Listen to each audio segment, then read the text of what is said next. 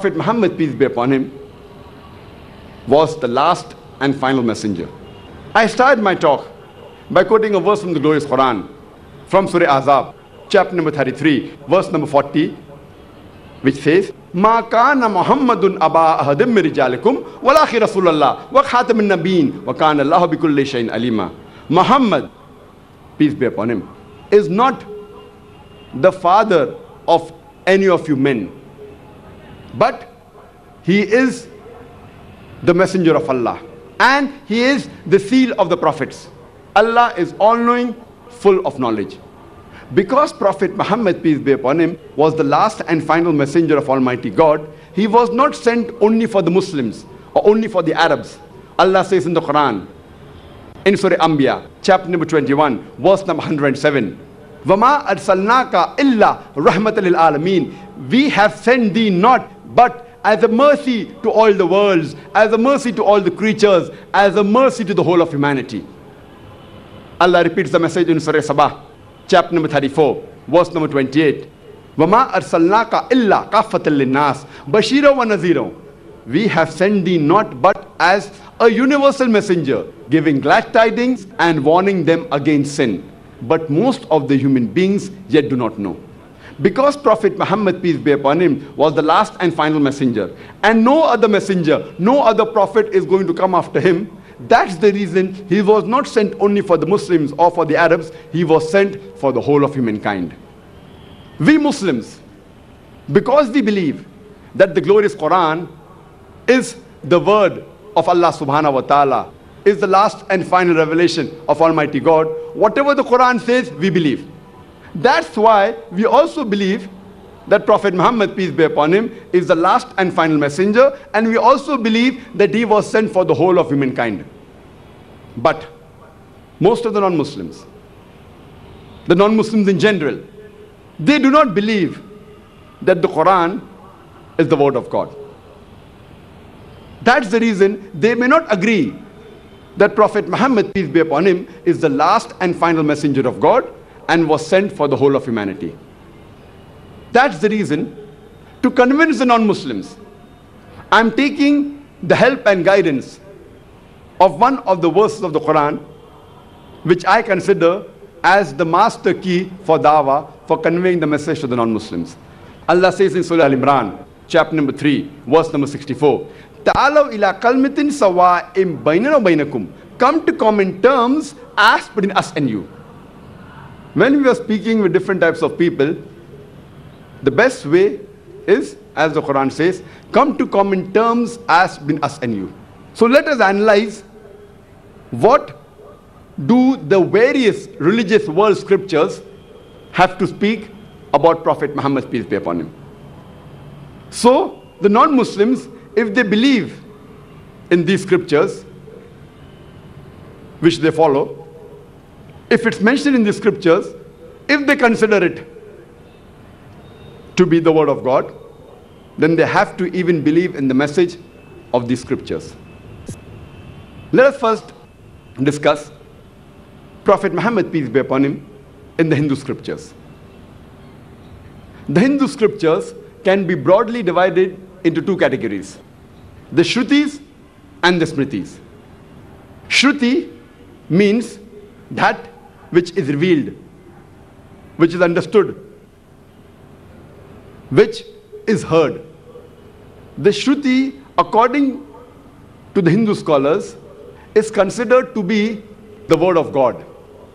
And they are divided into two parts: the Ved and the Upanishads. The Sanskrit word Ved is derived from the word Vid, which means knowledge par excellence. And there are 4 types of Veds: Rig Ved, Yajur Ved, Sam Ved, and Atharva Ved.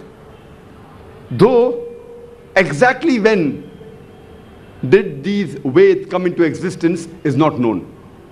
But according to Swami Dayanand Saraswati, who's the founder of the Arya Samaj, he says that the Veds are 1,310 million years old.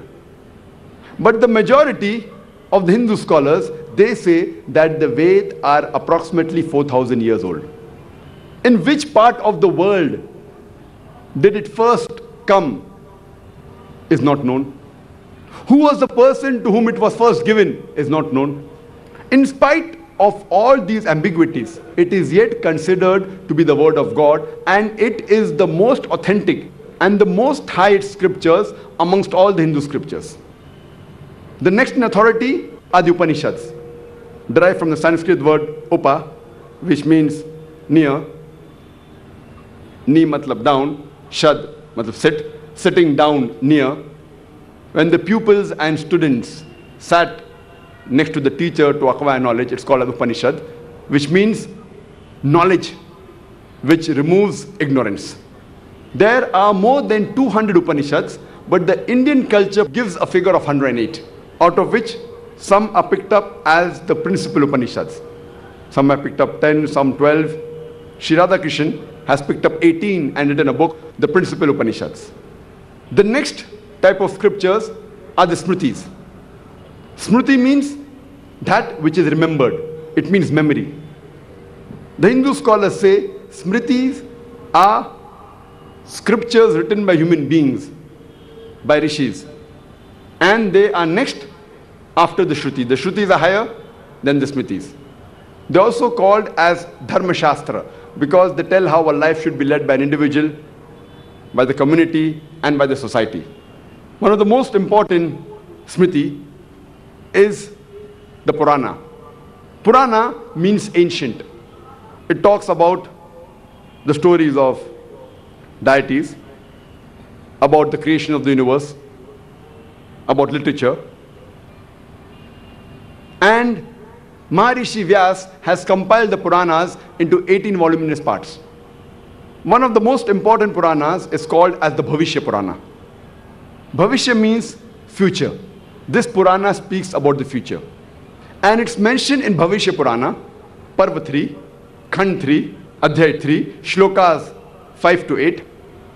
A Malecha will come along with his companions from the desert, and his name shall be Muhammad, peace be upon him.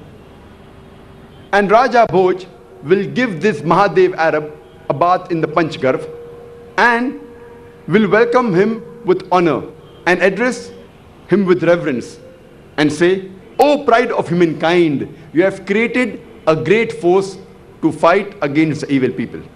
This prophecy of Bhavishya Purana, Parva 3, Khand 3, Adhyay 3, Shlokas 5 to 8, it says that a Malecha will come. Malecha in Sanskrit means a foreigner.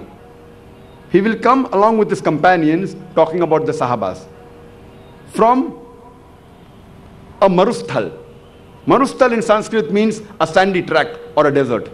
His name shall be Muhammad, peace be upon him. Raja Bhoj will address this Mahadev Arab with reverence and say, "O pride of humankind." We know that Muhammad Sallallahu Alaihi Wasallam is the pride of humankind, as Allah says in the Qur'an, in Surah Qalam, chapter number 68, verse number 4. "Verily, thou art standeth on the highest standard of character." Allah says in Surah Ahzab, chapter number 33, verse number 21. "Verily, in the Prophet, Muhammad, peace be upon him, you will find a very beautiful pattern of conduct." He further says that he will collect a great force to fight against the evil people. And we know that was done by Prophet Muhammad Sallallahu Alaihi Wasallam. This prophecy refers to no one but Prophet Muhammad, peace be upon him. Some people may say that the Raja Bhoj mentioned in this prophecy was present in the 11th century, 500 years after Prophet Muhammad, peace be upon him, and was the descendant of the 10th generation of Raja Shilavahan. These people, they fail to realize that like the monarchs of Egypt, they were given the title pharaohs. There were many pharaohs. There was not one pharaoh. Like the kings of Rome were called as Caesars. There was not one Caesar, there were many Caesars. Similarly, the kings of India were given the title Bhoj. So there was not one Raja Bhoj, there were many Raja Bhoj. So this Raja Bhoj is not the one they're talking about in the 11th century. It is much earlier before that 11th century. Further, it's mentioned in Bhavishya Purana, Parva 3, Khand 3, Adhyay 3, Shlokas 10 to 27. The land of the Malechas has been spoiled. There was the enemy who was killed earlier. Now he's been sent by a more powerful enemy. I will send a man by the name Muhammad, peace be upon him, to guide these people to the straight path. O Raja Bhoj, you need not go to the land of the Pishachas, because I, through my kindness, will purify you where you are. Then a man with an angelic disposition comes to Raja and tells him that Arya Dharma will prevail in this world. I have been sent by Ishwar Paramatma. My follower shall be circumcised, who doesn't have a tail on the head, who will grow a beard, who will create a revolution, who will give the call for prayer. He will eat all lawful things. He will eat all sorts of animals, but will not eat the flesh of swine. He will not be purified by herbs and shrubs, but will be purified by warfare.